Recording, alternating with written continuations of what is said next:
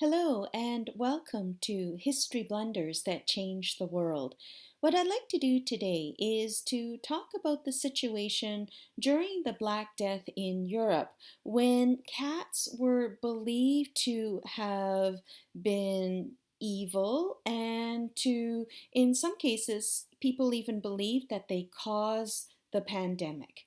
So what I'd like to do is talk a little bit about the history behind that today. The Black Death in Europe occurred in successive waves. There were various plagues and pandemics from the 14th all the way to the 18th century. However, the worst pandemic would be the Black Death between 1347 to 1351. And this pandemic killed 50 million people, over half of Europe's population. The main cause of the plague came with rats, and specifically the black rat, which lived amongst humans. So the rats would become infected with the plague. The rat fleas would then bite the rats and then go on to bite and infect humans as well. So, one very ironic situation is that some people at the time blamed cats for the plague, and therefore they probably made the situation a lot worse because then there were more rats living amongst humans when people killed and got rid of cats. What also made things difficult at the time would be the fact that there was increasing population density in Europe. There was more trade during this time period, and certainly more travel and transportation occurring at the same time.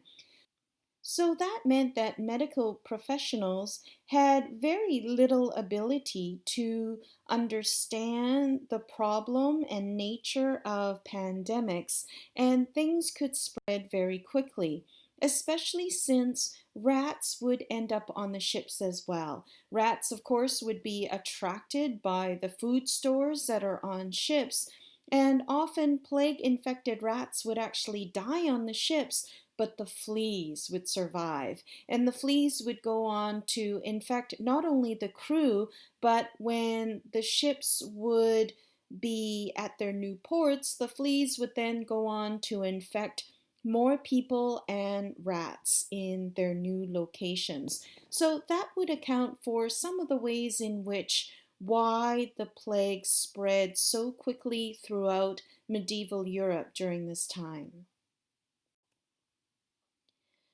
In order to understand the role of cats and the domestication of cats, it would be interesting to go back to looking at the Egyptians. The Egyptians are well known for revering and even worshiping cats. And some of this may come from the fact that Egyptians had very extensive food storage facilities. They stored grain for their people, and which would of course come in handy during times of famine. And in order to protect these large and extensive food storage supplies, the cats would be an important aspect of getting rid of rodents during this time period.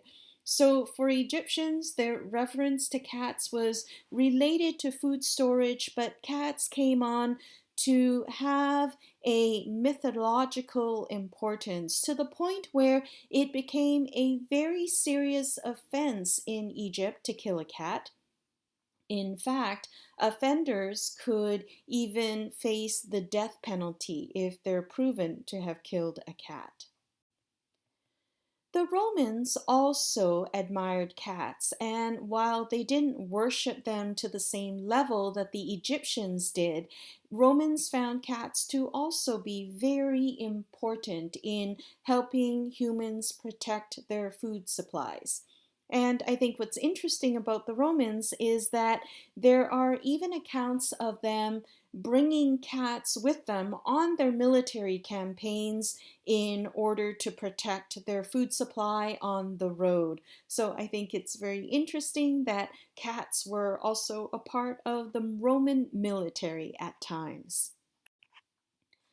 But then we go on to medieval Europe, where now there's a bit of a change, especially in the portrayal of cats. For example, if you compare this painting from medieval Europe to the images of cats by the Egyptians and the Romans, what you're going to frequently find is portrayals of cats as being ugly or even evil at times. And this comes from an increasing level of superstitions around the cat itself. And one of the earliest adopters linking cats to paganism and evil would be Pope Gregory IX, who in a papal document describe cats as diabolical creatures. So during this time period in Europe, there is an increasing persecution of paganism and specifically persecution of witches. So, what we have are authorities looking for witches or those practicing paganism within their communities, and cats were very much associated with these people during the time. And many people were burned at the stake once they were accused of practicing paganism. In fact, some of the manuals from that time that were developed to help authorities hunt witches cited cat ownership as compelling evidence of a witch. So that meant that if you fear being accused of being a witch and being burned at the stake, many people got rid of their cats during this time. In fact, cats were slaughtered by the tens of thousands in Europe during this time period. So, what we have in medieval Europe between the 13th and the 18th centuries is a long standing persecution of witches and cats, and interestingly, successive waves of the plague during the exact time period. So, while one can't possibly argue that it was the eradication of cats, which led to the development of the plague, it is fair to say that they made matters a lot worse by having this long standing superstitions against the cat who could have controlled the rodent population in Europe during this time. Of course, it's difficult to play the what if game in history, and many would argue that there were some positive aspects of the Black Death in Europe during this time period. But of course, one could also argue that there was very extensive suffering as Europe lost more than half of its population.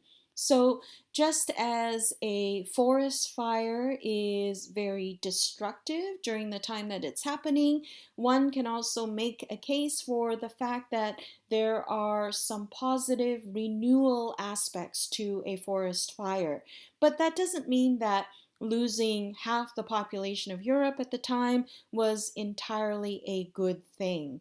So, the killing of cats during this time period, the superstitions surrounding cats, definitely a great historical blunder. Thank you very much for watching, and please, if you enjoyed the video, give us a like and subscribe for other historical blunders. Thank you.